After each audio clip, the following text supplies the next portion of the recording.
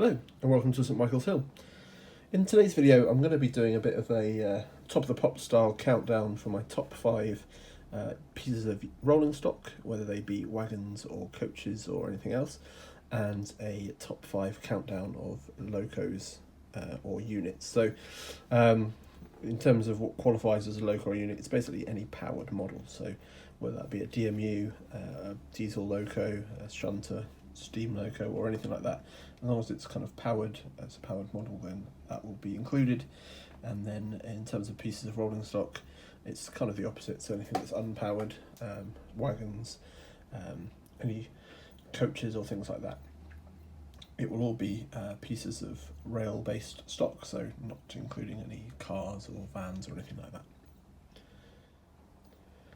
When it comes to deciding the order, it is purely my personal opinion. There is no kind of science behind this, there's no speaking to other modelers or anything like that. It's literally just the things that I feel about the locos or units. The criteria in my head, there's no kind of set criteria, I haven't gone through and scored it or anything, but the things I'm looking at is how well does it run, what kind of features it has, so things like lighting I'll probably take into consideration, the livery that the model is actually in. So, for example, I've got quite a few Bachmann Class 47s, all fundamentally the same model, but which liveries are my favourite, all that sort of stuff. Part of it will be the model itself, so, you know, how detailed it is it kind of a modern unit or something that's a little bit older? That might have an impact. And then there's just that kind of other, I guess, quality that's very hard to define. Kind of something of an X factor type thing that will be part of the discussion. So I will run down the top 5 of each. There are a few additional pieces that I'm going to give kind of honourable mentions to that don't quite make the top 5 of each category. So without further ado, I think we'll start off with the rolling stock. First up in the honourable mentions is this Bachmann BRA steel carrier. It's a very, very nice wagon. I really like the design of them. There's quite a lot of detail in the hood and a fair bit of detail everywhere else throughout the wagon, to be honest. The ones that I have been weathered and have been done to a fairly decent standard, just look fairly grubby, but without going kind of over the top. Obviously these wagons carrying steel, it's not like aggregates or anything like that where they get super dirty, so I think it's been done to a good level. The other thing that I really like about this is the livery it's in, so in an EWS livery, which is certainly one of my favourites, and that helps. But yeah, just missed out on my top 5. The second and final of the honourable mentions, so not in the top 5, is this Lima Mark III carriage in Great Western Merlin livery. This is on the, or not in the list for a couple of reasons, but I'll tell you why I like it. It's obviously, Mark III is my favourite type of coach. I think, yeah, I love HSTs, I also just really like the design of them, the lines of them, so it's always going to be included, and it's in my favourite livery, which is obviously another bonus. The reason it's not made the top 5 is it is an older model. The level of detailing isn't quite there, and it's generally not quite up to the standard of the modern rolling stock.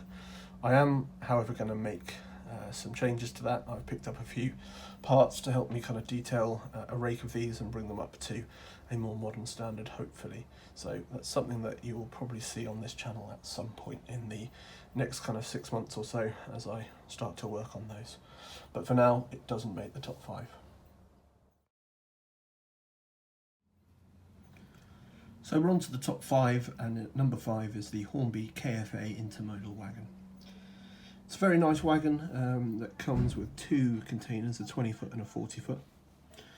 Both containers are completely removable, so you can pull them away, leaving the chassis, which is metal and very, very detailed. The attention to kind of the minor pipe work is very, very good. All the signs are legible and all that sort of stuff, which you would expect from a fairly modern wagon. Bachmann have recently released a new intermodal wagon that is probably up there with this one as 2 of the finest intermodal wagons available on the market.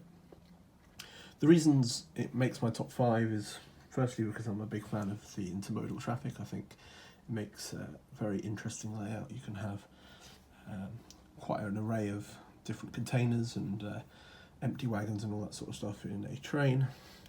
The level of detail is very, very good. And on top of that, it's a fairly weighty wagon, which doesn't seem to have any problems negotiating track at all, so keeps the train nice and loaded. The containers themselves are again fairly detailed, nice containers, fairly standard, but a decent version. The tank container as well is particularly nice. Very much enjoy that. It is quite a delicate model. Certainly the tops of these are a little bit fragile, so you have to go careful with it, but I think it's a very nice wagon. At number 4 is another Hornby model. This time it's the Mark II F. This version is in Intercity Swallow livery, one of my favourite liveries, which definitely increases its kind of position, I suppose, on my top 5. The coach itself is very good. I have recently done a review, so I won't go too much into it, but if you want to watch the review, click on the link below, or I'll link in the I button now. But generally, I think one of the reasons it's in here is because of its value, really. Bachmann have released a version of the coach, and it's a lot more expensive. This one is it's very nice. There's a very good standard throughout of detail, certainly for kind of a mid-level model. Runs very well and really looks the part. It will end up on my new layout behind a class 47 in a rake of 6 or 7, and as it's a kind of slightly cheaper model at about £30 rather than kind of Bachmann's £50 to £60, it makes building a rake of these at least somewhat achievable. The detail throughout is very, very good. The bogey detailing down here is nice, and the livery application is very good throughout. I think after the Mark III, the Mark II F, or D, E and F, so any of the aircon versions, are probably my second kind of favourite piece of rolling stock as well, which definitely helps get it to number 4 on this list.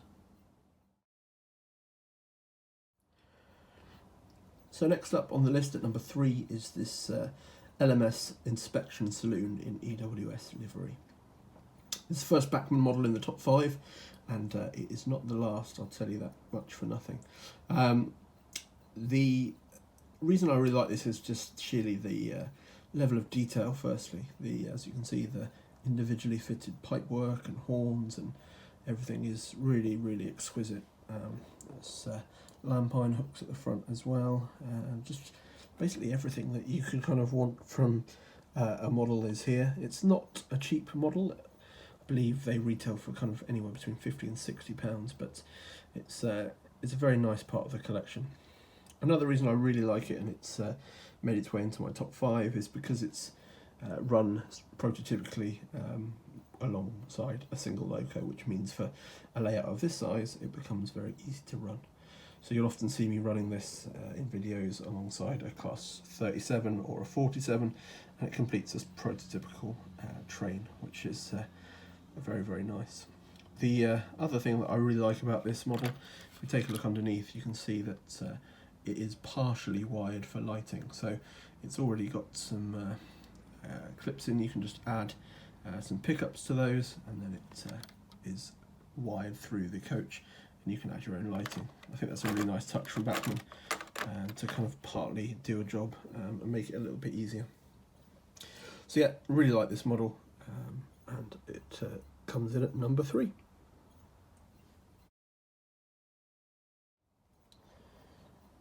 At number 2 on the rolling stock list is this RNA Nuclear Flask Barrier Wagon. Now, part of the reason this is on the list is because it's something that I've kind of scratch built or converted myself. So for me, there's a lot of kind of personal achievement in this. It's probably the first thing that I did that was anything like that, really. So I took a Bachmann, I believe it was an FEA hopper wagon, removed the hopper itself, replaced it with kind of a bit of plasticard on the top of the section here, and then completed the wagon by painting it up myself and then weathering it. So for me, it's a lot of love and hard work that went into doing this, and I'm very, very pleased with the results. I think it's doubly useful because, again, a little bit like the EWS Saloon, it runs as a fairly short train and can just about fit on the layout. So that's another thing. But I've really liked the prototypes, and it's been really nice to be able to kind of model something and get a wagon like this on the layout, which not everyone has.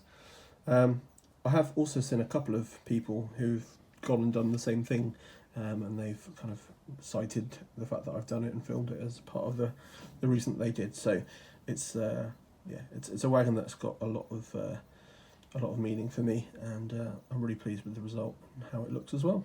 So at number 2, this is the RNA Nuclear Flask Wagon. So that means that there can only really be one winner, and that is the Revolutions Trains Doubleo version of their TEA tanker wagon in EWS livery.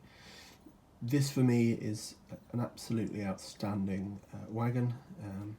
The level of detail is beyond anything that I have in the fleet.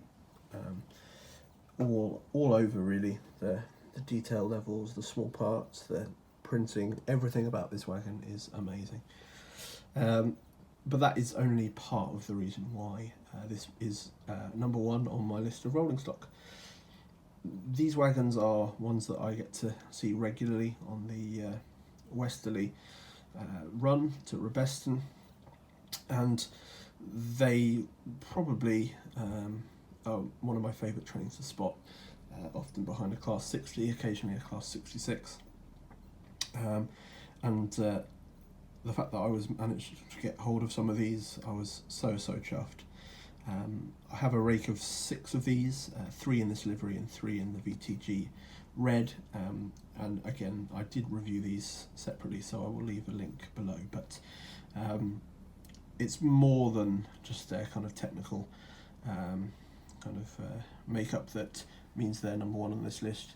It's a wagon that I see quite often, and actually I wanted some of these so badly that I kind of changed the era of the layout that I'm modelling a little bit, extended it by a few years so I could run these, and also the Class 66 that Hattons are going to be bringing out. So you'll see stock from kind of 1995 to 2005 on the new layout, and that's partly because of these wagons. These do need some weathering and things like that, which hopefully will improve them more than anything, but generally a wonderful wagon. I think Revolutions have done a frankly incredible job, and I really look forward to seeing what they produce next in the wagon world. So that is the top 5 of the wagons or rolling stock completed, and you can see the 4 of them in the background here. I'm very happy with that. They're all in the collection basically. I'm certainly not going to be adding many new items of rolling stock to the layout. A lot of my time is going to just be using to kind of build up the layout itself, and the rolling stock's probably going to remain similar for a while, so I'm glad that I do have such a wide range of stock, and these items are my top 5 rolling stock. So onto the locos and units. If I thought picking kind of rolling stock was difficult, the locos themselves are far more difficult. I have a few more different locos and things like that, and each one kind of has a lot more kind of character and personality. So to get this down to 5 was very tricky. I again have a couple of honourable mentions that I will bring out first, and then we'll get on to the top 5. Here she comes.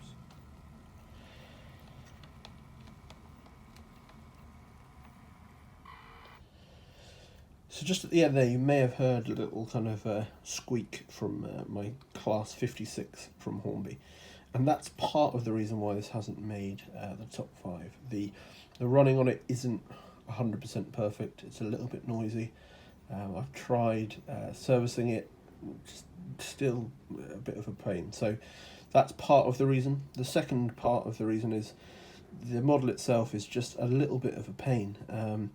Things like the lighting, so if I move her off, and again there's the noise when she starts off, you can see the lighting on these 56s from Hornby is a pain. So you can't see very well, but let me assure you that the lights are on here for the reverse. If I change the direction, there's no lighting, and that's not because it doesn't work, it's just because the lighting inside of these models is based on a contact strip system, and unfortunately when the body goes back on, it's a right pain to get it to work properly. So right now these, I'll need to take this off again and get it back on. I think if we bring it back down the other end, the lighting down there may or may not be working, but it's worth having a quick look. So yeah, at the back here there's no reverse lighting or forward lighting, so it needs to be kind of properly looked at, but that in itself is a bit of a pain. Other than that though, it's a beautiful model. If I could just get rid of that tiny bit of a squeal on start up and stop, then it probably would have made the top 5, but as it stands, this needs to be taken apart again. I might be able to get the lighting back working, and also I'll see if I can stop that squeal. But yeah, it's a beautiful model. The Hornby, obviously now the lighting is on at the back here.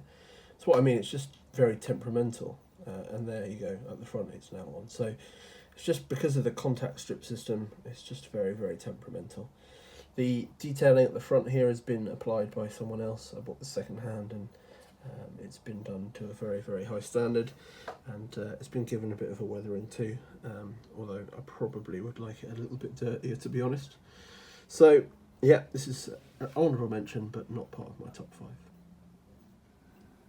Just bringing the next honourable mention out, and I'm pretty sure this will surprise a few people because it is a loco you see all the time in my videos, and it is a loco I absolutely love, but it's not made the top 5. So it is my Bachmann Class 08 shunter, and I'll explain very simply why it hasn't made the top 5. There's 2 reasons, and one of them is because I have seen these fitted with lighting, and I would love to get that done. And I think since I've seen those done on, I've seen it on Gowerton Parkway and then Roads and Rails, Richard there seems to have managed it. So until I get that done, I can't quite look at this one the same way. But other than that, I really, really love it. It's a brilliant runner, super slow speed running, and everything about it's great. It's just the lighting is one issue, and the other is just simply I've got 5 locos that I just love a little bit more. So a fairly simple one, but yeah, I just need to give it an honourable mention. You do see it all the time on this channel, and it really is one of my kind of workhorses, but alas, not quite in the top 5. So then, to the top 5, and at number 5 it is another loco you see probably more often than any other on this channel. It is my Bachmann Class 37, 37114, City of Worcester in EWS livery. This model I love, I use it all the time. It runs really, really well, it's very reliable. I think it's been weathered very, very well by, I believe it was Grimy Times. And yeah, generally very, very happy with it. EWS, as I've said before, is one of my favourite liveries, certainly my favourite freight livery, and yeah, it's great. The lighting is good, the ends have been detailed, and it's got cab lighting and has a driver fitted. As such, it's a very, very, very nice loco, and one that I love to use all the time.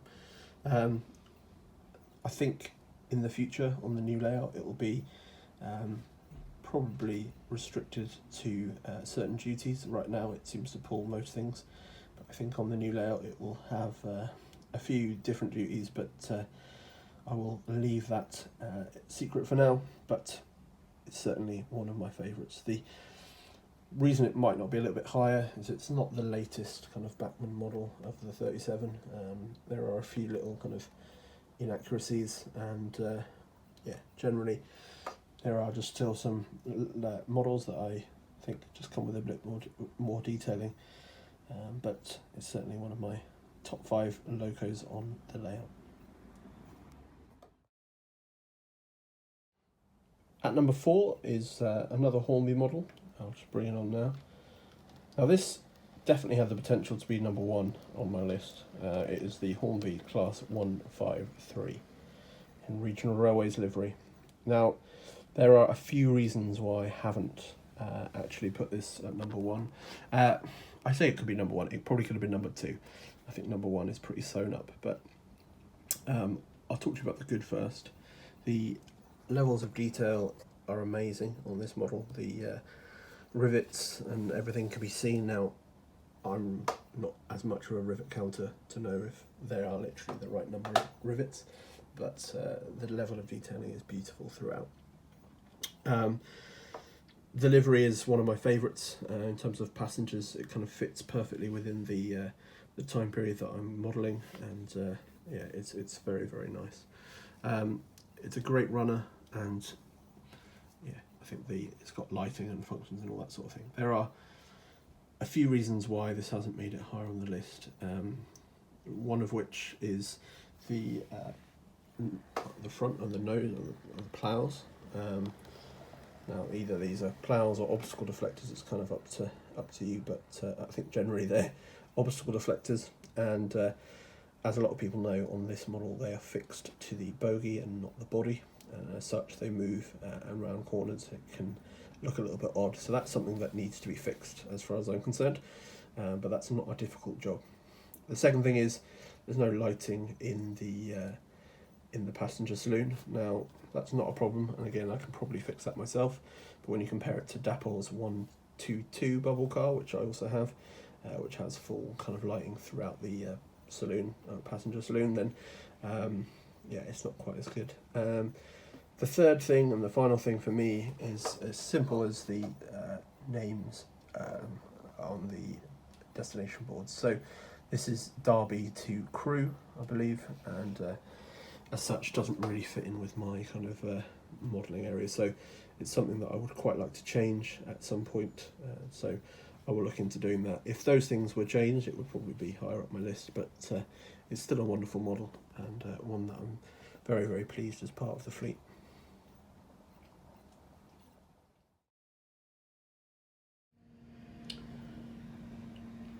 And number 3 is a loco that actually has not been DCC fitted yet. As such, I can't show it on the main track, but I've got it on this piece of test track at the back here. It's the Bachmann Class 47 in the rail freight distribution livery. It is 47306 of the Sapper. I picked this up at DEMU Showcase this year, and as such I still haven't quite got around to kind of fitting the chip and everything. This loco will probably be one of the fleet that pulls intermodal trains on the new layout, so it's going to be focusing mainly on kind of long trains and such. It's not been the top of my priority to chip it up, but other than possibly the Intercity Swallow livery, the rail freight distribution livery on a 47 I think is pretty much close to perfect. It's a beautiful kind of representation. It's been weathered, factory weathered, and I think it's a fairly good job for a kind of everyday use loco.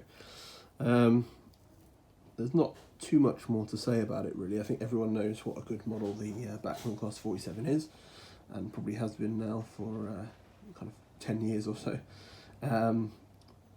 But yeah, it's definitely one of my favourites, and it's a beautiful model that I would look forward to running properly on my new layout. So that's number 3. So from number 3 to number 2, it's another loco that you probably see all the time on the layout, and it's probably one of the finest things that Hornby have ever done, to be honest. It is the Class 60. I think most people agree that the Hornby Class 60 is an incredible loco, and I'm very, very pleased to be able to have one on the layout. If I'm honest, there are probably some liveries that I would rather have this in, the EWS being one, and also the mainline or even Transrail livery, but load haul one certainly fits within my kind of time period, and even though the load haul ones were mainly based in the northeast, they certainly got around in the EWS era, so it definitely fits, so I'm very happy to have it. The levels of detail throughout are quite mind-boggling, really. The lighting is great, both in forward and reverse. It's just kind of clear. The detail from kind of windscreen wipers through to the grills, it's just very, very good throughout. It's a loco that runs incredibly smoothly and can pull an incredible amount of weight behind it. Some people say that they have issues with the couplings on these and how they sometimes potentially derail stock, but there is kind of ways around that, so that's not going to be too much of a problem, and in fact I haven't had any problems myself, so maybe I'm just quite lucky with the combination of rolling stock and loco that I use, but generally this is a very, very, very nice loco and I absolutely love it. It's also one of the first kind of locos I bought brand new, so there's kind of a bit of an emotional attachment there, and that it was the first time I kind of opened up a brand new loco and had it from off, and yeah, it's really, really beautiful. I really love it, and it's my number 2.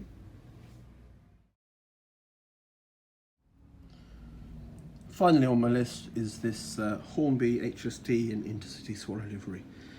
This at the moment doesn't have any chips in. I actually stole the chips to put in the resprayed Great Western Merlin version that I have, that you may have seen running around Gary at Cheeky Tech's layout.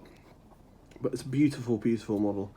The only reason I've picked this one over that Merlin HST, which potentially could have been in first place, is it's just the paint job. Because it's a respray, it's not 100% perfect throughout, whereas this one, it just is, and there's something a little bit iconic about this as a livery. I think everyone knows what a good model the HST from Hornby is. Obviously they're being reissued all the time in kind of the most modern, up-to-date liveries, as well as kind of the older ones, but yeah, this will always be a classic for me. It was one that I grew up with. It's one that I remember going to Reading Station as a very young kid with my mum shopping or whatever, and just looking out and seeing these pass. It was just unbelievable. So yeah, this is my kind of favourite loco or unit. It's up to you to decide whether they are. I suppose class 43s are now locos, or at least classed as. So yeah, this for me is number 1, and basically the whole new layout is built based on the premise that I want to run full length HSTs. So yeah, pretty much this one's to blame for everything. But yeah, that's number 1 on my list. So I'm going to leave you now with some running shots of the other top 5 and the honourable mentions that are all lined up over here. I'll leave you with a few running shots, and then I will see you again next week on St Michael's Hill. Thanks very much. Goodbye.